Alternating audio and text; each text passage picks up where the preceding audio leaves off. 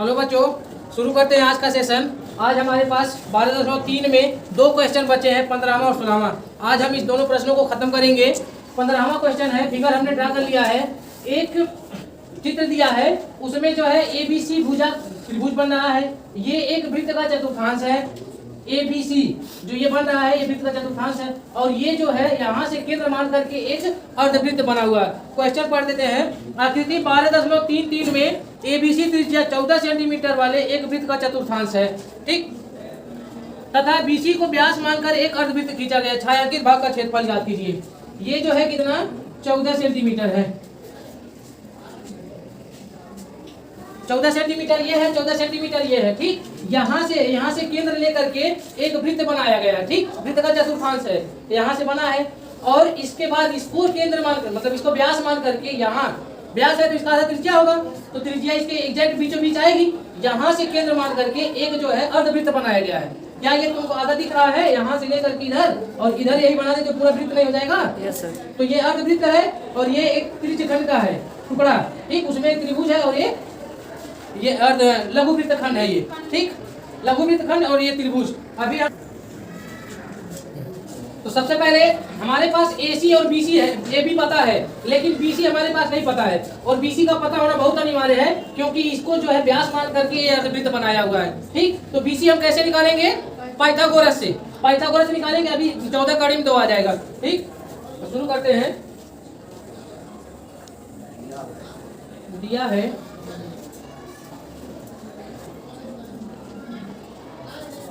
वृत्तखंड का त्रिज्या कितना है? 14 सेंटीमीटर दिया है, यानी अतः AC बराबर BC बराबर 14 सेंटीमीटर होगा। अब ये वाला भुजा 14 है, ये भी 14 है, तो बाबा पाइथागोरस की सहायता से इसको निकाल सकते हैं। निकालते हैं। समकोण त्रिभुज ABC में पाइथागोरस प्रमेय की सहायता से होता क्या है? कर्ण स्क्वायर बराबर लंब स्क्वायर प्लस आधार स्क्वायर। कर्ण हमें फाइंड करना है, तो लंब कितना है? 14, आधार कितना है? ये भी 14 है। कर्ण स्क्वायर बराबर, अगर यहाँ का स्क्वायर हटा करके यहाँ रूट लगा दें, 14 स्क्वायर प्लस 14 स्क्वायर, 2 बार है, ये बाहर निकल जाएगा। कर्ण बराबर, चलो निकाल लेते हैं, 196 प्लस 196, ठीक। तो कर्ण बराबर ये कितना हो जाएगा? 6 6 12 9 9 18 18 1 19 392। इसको जब हल करोगे तो कितना आएगा? 14 कड़ी में 2 सेंटीमीटर, ठीक। ये वाला भाग कितना आ गया हमारा? 14 कड़ी में 2, ठीक। अब मानते हैं ये केंद्र बिंदु जब होगा इसका, ये अगर इसका केंद्र बिंदु होगा तो ये एक अर्धवृत्त हो गया, अर्धवृत्त हुआ। अब इसका क्षेत्रफल निकालेंगे और उसमें से इस त्रिभुज को और इस वृत्तखंड को घटा देंगे, कलर भाग का क्षेत्रफल आ जाएगा, ठीक।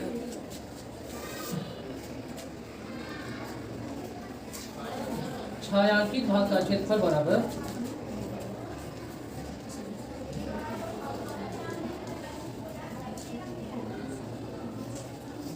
अर्ध वृत्ताकार भाग का क्षेत्रफल माइनस त्रिज्यखंड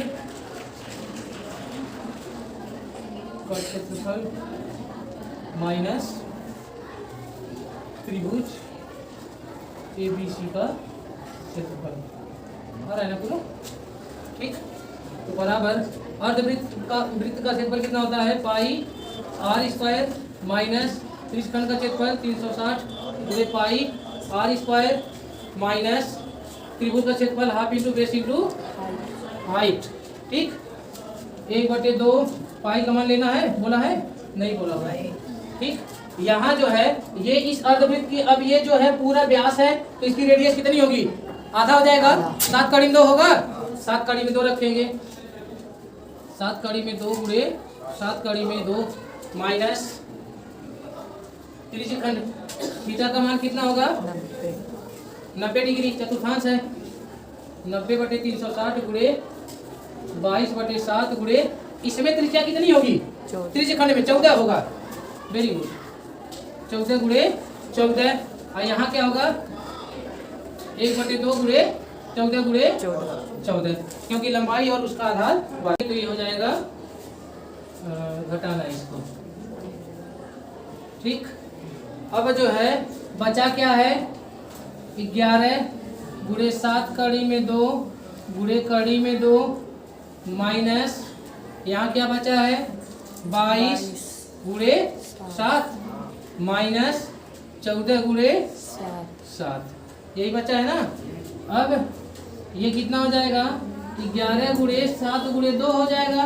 कड़ी में 2 का गुणा करेंगे 2 हो जाएगा। ठीक और ये हो जाएगा कितना 154 14 7 98। ठीक अब ये हो जाएगा 11 गुणे 14 माइनस यहाँ कितना बचेगा 56 बच गया। अब 11 चौक 44 11 चौक 44 11 कम 11 154 और ये माइनस 56 बराबर 98 सेंटीमीटर। ठीक इसका आंसर कितना हो जाएगा 98 सेंटीमीटर स्क्वायर। ठीक यहाँ से क्वेश्चन लगा लेंगे। ठीक फिगर समझ में आना चाहिए। फिगर में क्या दिया है पहले तो एक त्रिभुज बनाया उसने। ठीक इस फिगर को पूरा एकदम डिटेल में समझते हैं। पहले एक त्रिभुज बनाया जिसका आधार और लंब कितना था 14 सेंटीमीटर। ठीक उसके बाद से इस 14 को त्रिज्या मान करके एक जो है वृत्तखंड बना लिया। ठीक वृत्तखंड बन गया और इसको जो है जब ये 14 बना तो इसको मिला लिया। मिलाने के बाद इसका लंबाई हमें नहीं दिया था लेकिन इसकी लंबाई निकालने का फार्मूला होता है उससे हमने निकाल लिया कितना 14 कड़ी में 2 आ गया।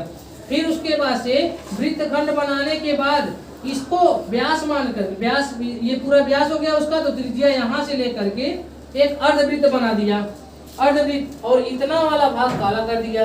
ये काला नहीं है कलर नहीं है तो हमें जो है इसका क्षेत्रफल निकालना था। तो पूरे फिगर में क्या मिला हमको एक त्रिभुज मिला एक वृत्तखंड मिला एक अर्धवृत्त मिला। ठीक तो एक अर्धवृत्त से त्रिभुज का क्षेत्रफल और त्रिभुज का क्षेत्रफल घटा देंगे आंसर आ जाएगा। ठीक वही काम हुआ है। बाकी समझने में कोई दिक्कत हुआ हो तो बोलो। अगला प्रश्न है और इस एक्सरसाइज का लास्ट प्रश्न है। कह रहा है छायांकित डिजाइन का क्षेत्रफल ज्ञात कीजिए जो 8 सेंटीमीटर त्रिज्याओं वाले 2 वृत्तों के चतुर्थांशों के बीच उभयनिष्ठ है। ये एक वर्ग है 8 सेंटीमीटर भुजा है उसका। ठीक यहाँ से केंद्र मान करके इतना त्रिज्या ले करके एक अर्धवृत्त चाप लगाया है। फिर वही काम यहाँ से किया है। ठीक तो ये कुल मिला जुला करके एक वृत्त बन गया। अब ये वाला भाग जो है खाली है तो ये जो डिजाइन बना है इसका क्षेत्रफल हमें बताना है। तो इसका क्षेत्रफल बताने के लिए अगर हम यहाँ से एक विकर्ण खींच लें तो ये क्या हो गया एक त्रिभुज हो गया। ठीक और ये वाला हिस्सा लेकर के अब क्या दिख रहा है तुमको त्रिज्यखंड दिख रहा है वृत्त का चतुर्थांश। तो वृत्त का चतुर्थांश यानी त्रिज्यखंड का क्षेत्रफल में से त्रिभुज का क्षेत्रफल घटा दे और ये भी सेम जो फिगर यहाँ बन रहा है वही कंडीशन यहाँ भी है 2 से मल्टीप्लाई कर देंगे डिजाइन का क्षेत्रफल आ जाएगा। तो चलो दिया है वर्ग ABCD की भुजा 8 सेंटीमीटर है। ठीक तथा थीटा बराबर 90 डिग्री। ठीक छायांकित भाग का क्षेत्रफल निकालने के लिए हम त्रिज्यखंड का क्षेत्रफल में से त्रिभुज का क्षेत्रफल घटा देते हैं। तो लिखेंगे छायांकित भाग का क्षेत्रफल बराबर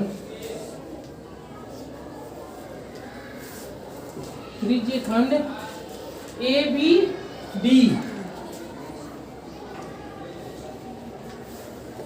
का क्षेत्रफल माइनस त्रिभुज जो बन रहा है ये त्रिभुज ए बी का क्षेत्रफल। ठीक, फिर प्लस यहां से लिख लेते हैं, लाइन बड़ा हो जाएगा, प्लस त्रिज्य खंड इधर से आते हैं बी सी डी का क्षेत्रफल माइनस ये वाला जो त्रिभुज बन रहा है त्रिभुज बी सी डी का क्षेत्रफल।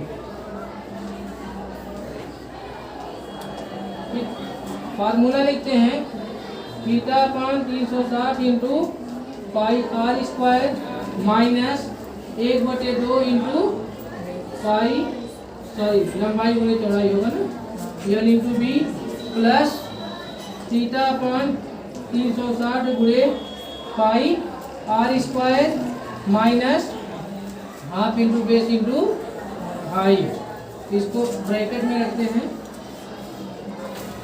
अब थीटा का मान 90 दिया है, 360 गुणे पाई का मान 22/7, त्रिज्या 8 है, ठीक, माइनस 1/2 गुणे 8 गुणे 8 प्लस यहाँ भी वही काम होगा 90/360 गुणे 22/7 गुणे 8 गुणे 8 माइनस 1/2 गुणे 8 गुणे 8, ठीक, 9 चौक 36, 4 गुना और कुछ कटेगा नहीं, 2 चौके 8, 9 चौक 36, 4 गुना 2 चौके 8, बचेगा क्या 22/7 और 8 गुना 16, 22/7 गुणे 16 माइनस 8 चौक 32 प्लस 22/7 गुणे 8 गुना 16 माइनस 8 चौक 32, ठीक। इसको हल करते हैं 16 गुना 32 3 35/7 माइनस 32 प्लस 16 गुना सेम टर्म आएगा 352/7 माइनस 32। यहाँ आते हैं